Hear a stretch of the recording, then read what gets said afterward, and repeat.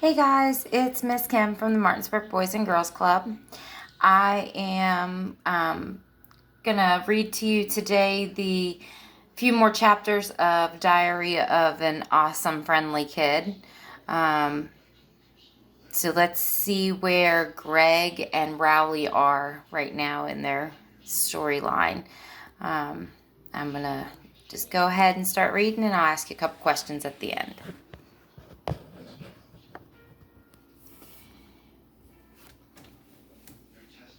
So the time I saved Greg from Tevin Larkin's birthday party. There is a kid named Tevin Larkin who lives over on Speen Street. And last summer, his mom invited me and Greg to Tevin's birthday party.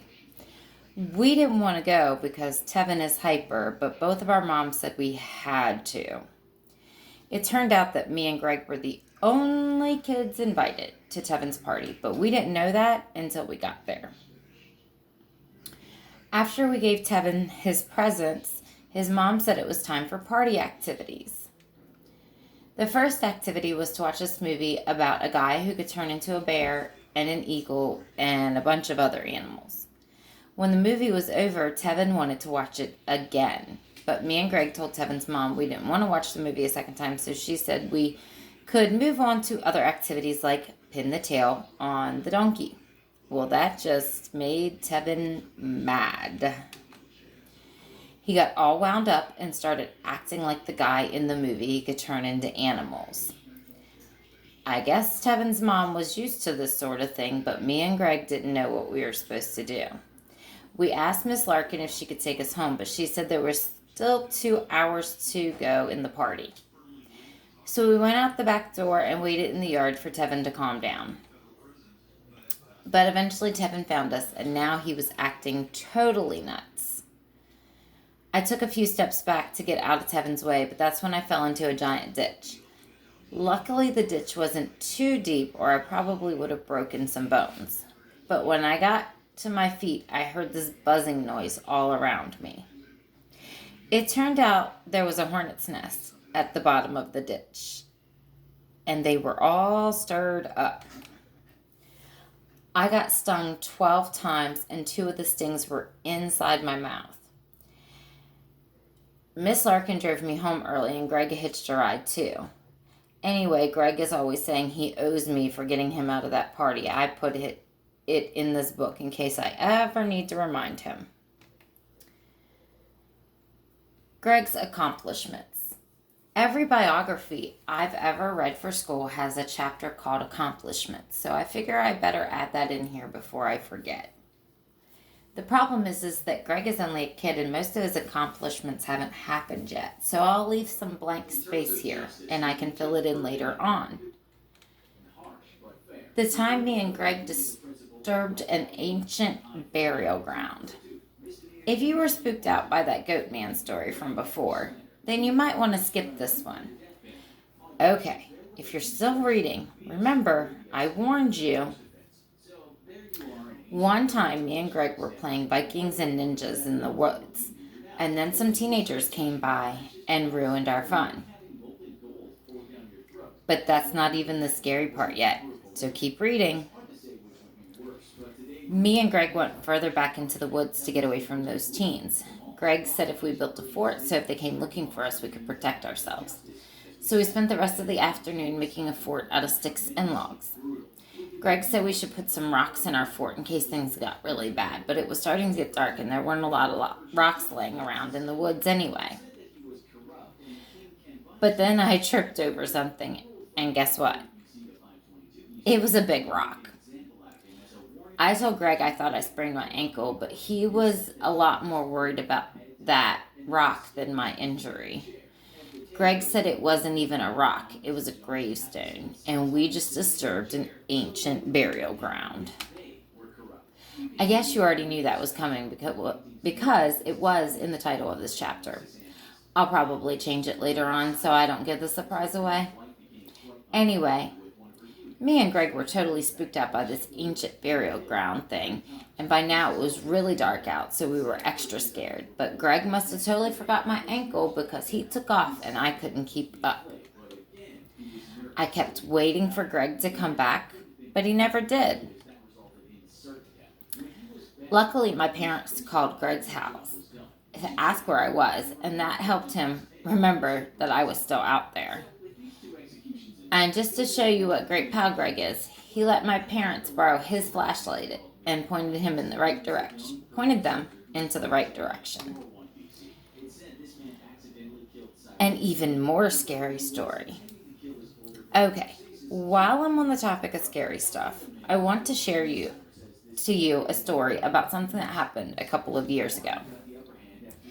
One time I was at my grandpa's log cabin with my dad for the weekend, and we took a hike, and I kind of got dirty. Well, technically, it's my dad's cabin now because my grandpa died the year before. I called my grandpa Bampy, and the reason I called him that is because when I was 2, I couldn't say grandpa. But then I got older, and I could say grandpa, and nobody would let me change it. And then when my grandpa got older, it's the only word he really said. So anyway, back to the story. After I got dirty from that hike, my dad said I had to take a shower. But Bampy's cabin is really old, and it doesn't have a shower. It just has one of those creepy old-fashioned tubs. After I filled the tub up with water and got in, here's what happened next.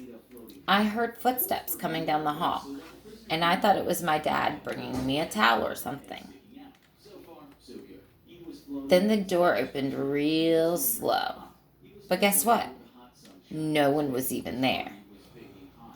I jumped out of the tub and I ran around the house looking everywhere for my dad. And if you're thinking, oh, Riley, the door thing was your dad playing a trick on you, well, guess what? It wasn't. My dad was getting milk at the store, and he didn't come back until like a half an hour later. I told my dad what happened with the door, and he said it was probably just the wind. But I know what it was. The ghost of Bampy. The time Greg played a hilarious prank on me. Okay, I know the last chapter didn't have a lot of Greg in it, but I wanted to mention that story real quick because Bampy totally freaked me out. If you like scary stuff, then you're in luck, because this one is pretty scary too. One day, me and Greg were hanging out at my house, and Greg told me he saw on the news that there was a burglar going around and breaking into people's homes. Then he said he had to go home for dinner, and once he left, I started getting scared because my parents weren't around. But here's the thing. I found out later that Greg just pretended to leave.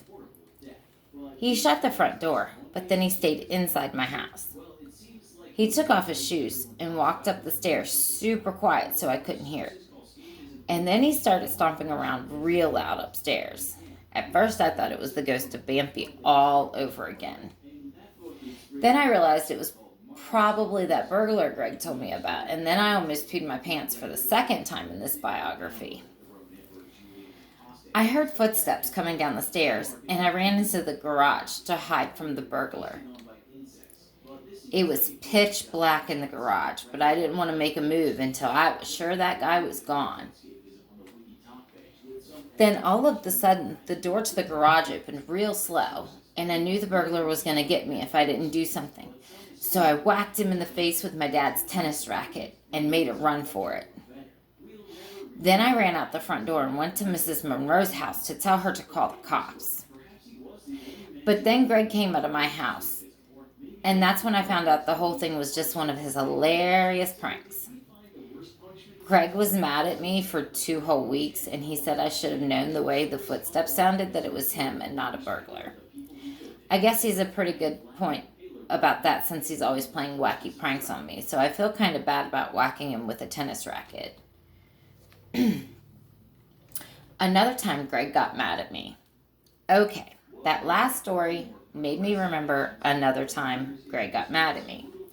Me and Greg were walking home from school a few months ago, and there were slugs everywhere because it had just rained the night before. And whenever there are slugs lying around, Greg chases me with one.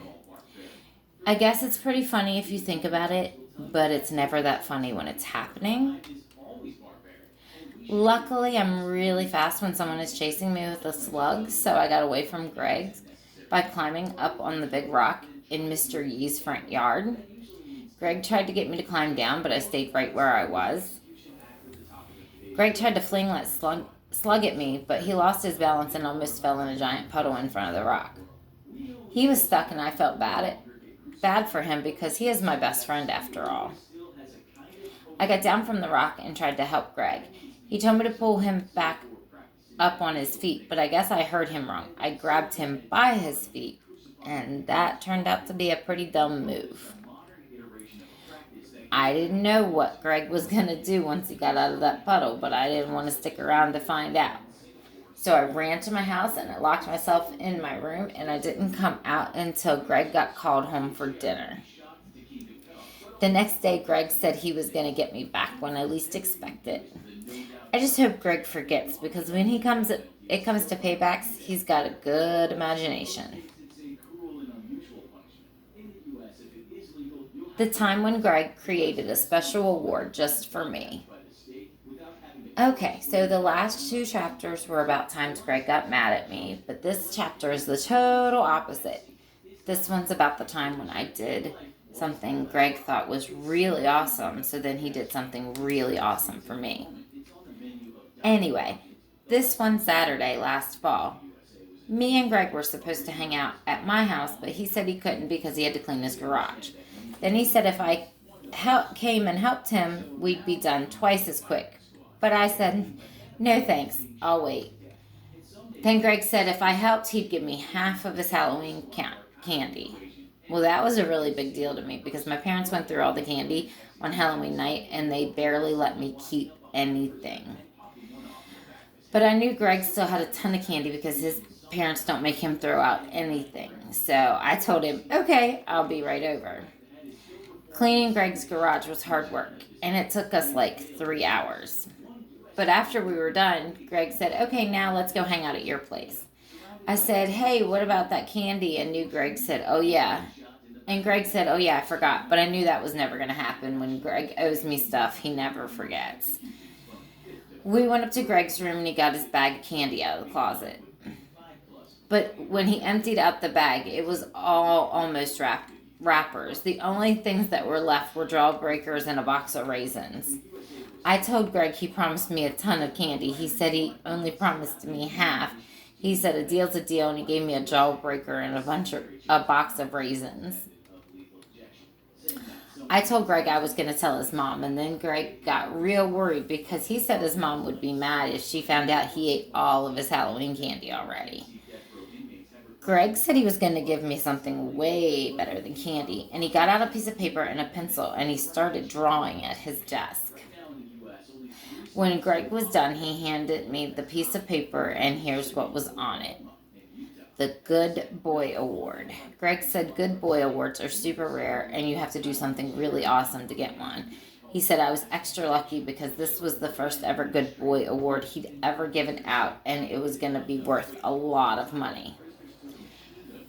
Well, I knew Greg was just trying to get me out of giving me the candy he owed me, so I tried to act like I thought this Good Boy Award thing was dumb, but somehow Greg could tell I thought it was kind of cool. Well, that was only the first Good Boy Award, but I got a lot more. For the next few weeks, Greg made me one every time I did something awesome for him. After a while, I had a ton of Good Boy Awards, and I kept them in a binder and clear plastic sheets so they wouldn't get messed up. But then I started to feel like maybe my Good Boy Awards weren't that rare anymore since I had so many of them. Plus, Greg was making the new ones a lot quicker than he made the first one, and they didn't seem all that special anymore. So one time when Greg called and asked me to come down and help him rake his yard, I told him I couldn't because I had homework. And Greg said, that's too bad, because he came up with a totally new kind of Good Boy Award, and he was sad I wasn't going to get to see it. I was like, well, at least tell me about it. And Greg said he couldn't because it was top secret and he didn't want to ruin the surprise.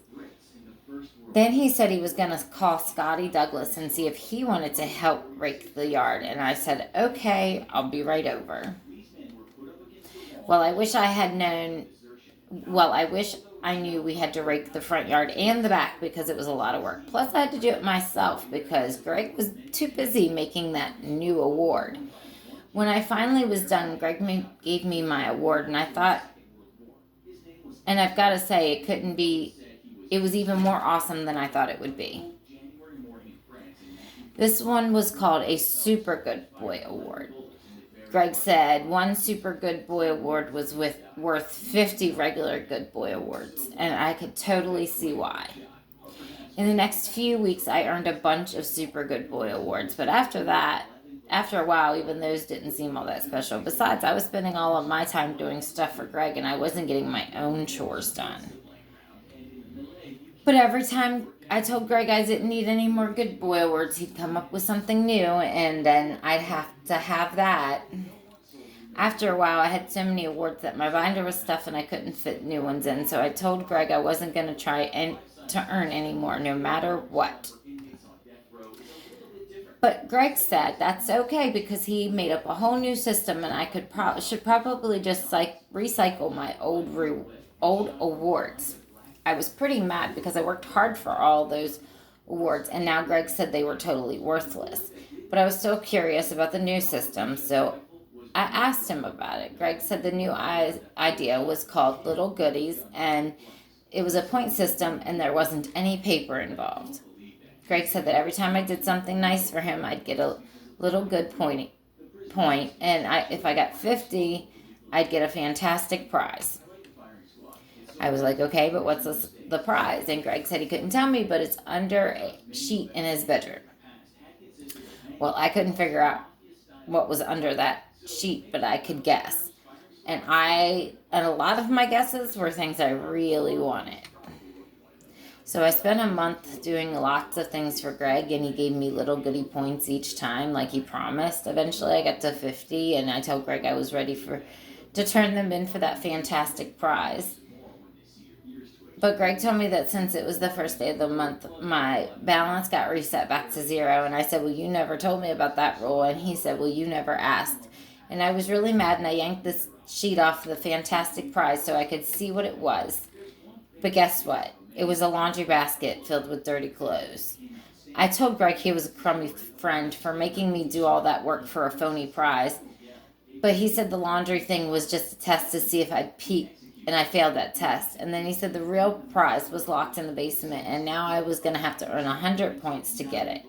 All I can say is I'm not a fool. I'm going to take my time earning those goodies. So if he thinks I'm in a rush to get that fantastic prize, he's going to be disappointed. All right, guys. So I have to say that I think Greg's not being very nice to Rowdy, huh? But Rowdy's being a really good friend because he keeps helping his friend out. Have you been a really good friend to someone recently? I'd love it if you left a comment to tell me what you've done for a friend or what a friend has done for you recently. And I want you guys to stay safe, happy, and healthy, and I'll see you soon.